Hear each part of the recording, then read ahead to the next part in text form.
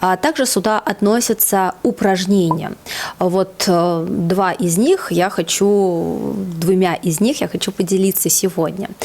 Первое упражнение – это на тренировку языка.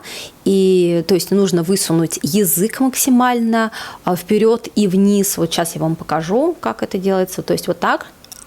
Вытаскиваем его, держим его 1-2 секунды и произносим при этом звук «и».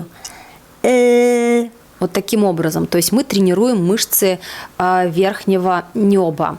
И так нужно делать, вот высовывайте язык 30 раз утром и 30 раз вечером. Это первое упражнение. И второе упражнение – это полоскание горло, вот, не водичкой, вот как мы обычно вот так делаем же, да, со звуком, когда горло болит. Это нужно делать таким более